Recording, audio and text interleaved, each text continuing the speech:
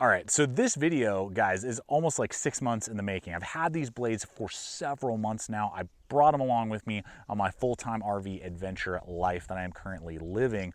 And I really wanted to see what these were capable of for both my wife, Ashley, and I, because we got two different sizes of these Spartan pocket knives. Now, I'm notorious for not being able to pronounce the design names of particular tools and equipment that we test here at the channel, so I apologize because I'm sure I'm going to butcher the names. The smaller one here being the Kershaw Talos, I believe, and then this big guy over here being the George Astor,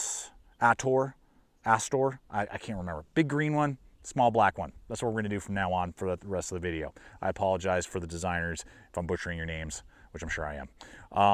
But what is cool is that these are in their bronze line. Now, Spartan blades are American-made tools that are just like ultra premium.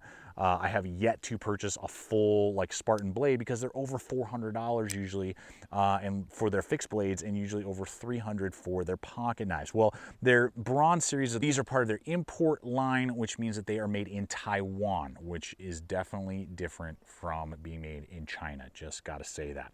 And that these here are going to be rocking still quality materials taken from their USA made designs, but just coming in at a much more friendly price point for you and me, the user. They're going to be using CTS XHP steel. I've had that on several blades over the years, and it is one tough, good quality steel, and these definitely have good heat treats, good performance on the edge retention of the blade. So we're going to go ahead and dive into them today, but they do have steep competition. So I will be running in some heavy hitters in the competitive option realm when we get to it. But let's go ahead and see what these two tools have going on, their pros, their cons, so that you guys can make a wise choice. Are these going to be tools that you should pursue to get a Spartan blade rocking in your pocket, or is it better to go with stuff that already exists? All right, guys, let's go ahead and jump on in. And I am hanging out at the local KOA where we're camping for this particular one. So if you're hearing some background noise, I do apologize. Doing YouTube videos on the road on the picnic table. So what we're looking at here is that CTS XHP steel. It's a fantastic steel, Rockwell 61 on these. It's one of the better steels on the market. Very corrosion resistant and great wear resistance. So you're gonna get great edge retention as well as great rust fighting capability. It's a little bit more difficult to put an edge on it when it does come time to do that, but they both came with good relief edges. We'll talk a little bit more about capability with thickness here in just a moment. Now, they're both going to have high saber grinds, so that's really nice. They're both going to come in at the exact same thickness, which is going to be 0.13, so just a hair over 1/8 of an inch thick on both of those stocks there by the thumb studs. Now, the difference is going to come in first in a blade length of 3.1 on the smaller guy, and we are going to be looking at about 3.6 on the larger. So right there at about 3.5 inches on the larger model. The difference comes in the edge to spine or width of the blades. Our larger one is going to be 1.2 inches from edge to spine, whereas our smaller one is going to be coming in at 0.88, so less than an inch.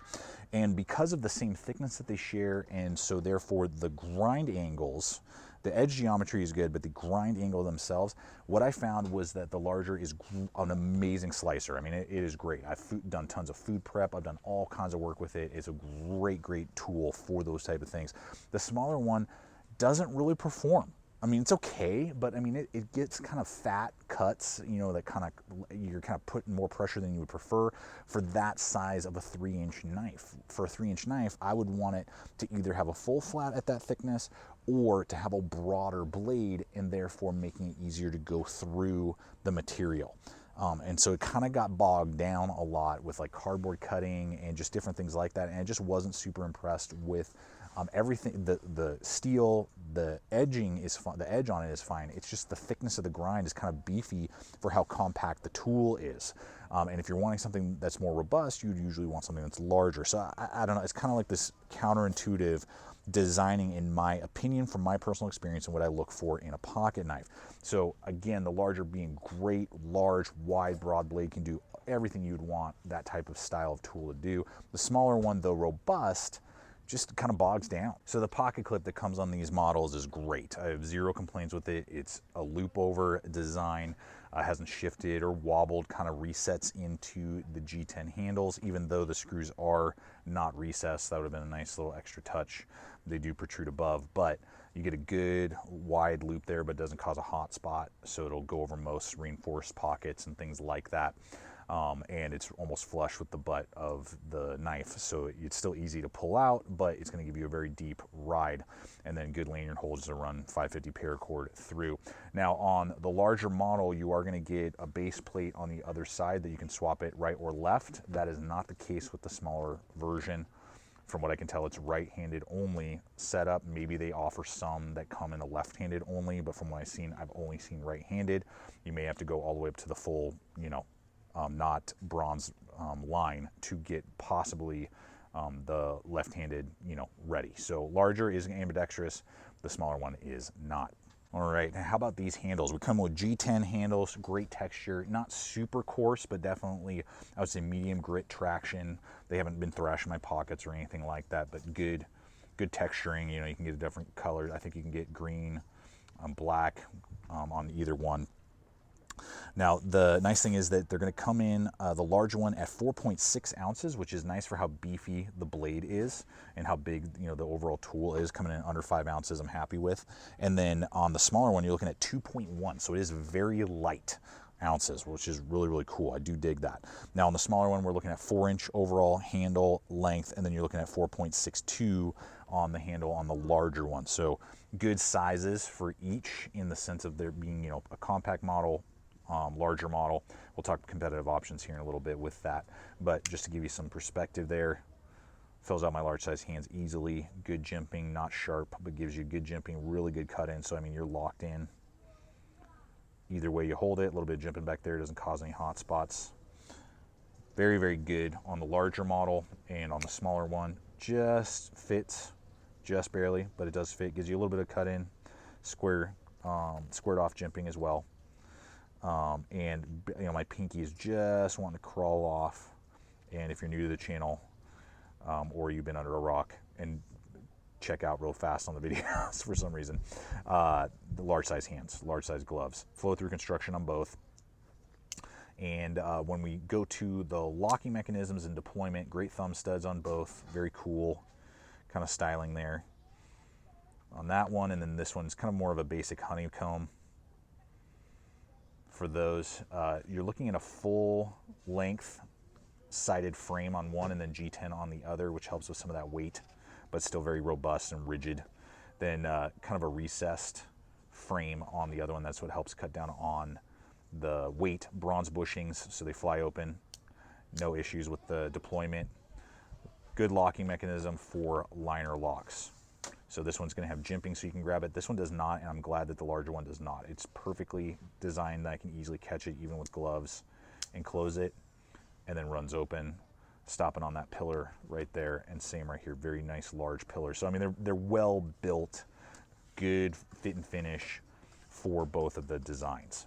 All right, guys, let's look at quick competitive options here for the little guy. 115 bucks on average for the smaller one.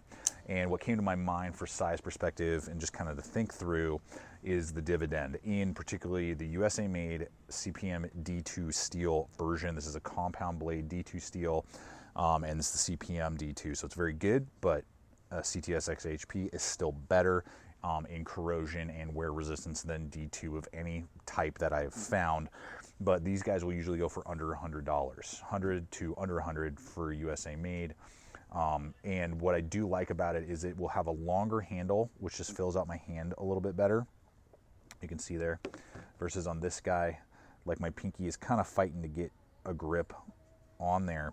And compared to the two, the Kershaw is going to have a thinner stock. So in these sizes of about a 3-inch knife, for me, it's a personal thing. Maybe you want a little bit more higher robustness and thickness out of your blade, but this is nice and thin, so it's going to be really quick and slicey, whereas I just didn't see quite the slicing performance out of the thicker, smaller, narrower blade. And this guy will be 4-way directional ambidextrous pocket clip, where again, this one, from everything I can tell, only comes right-handed.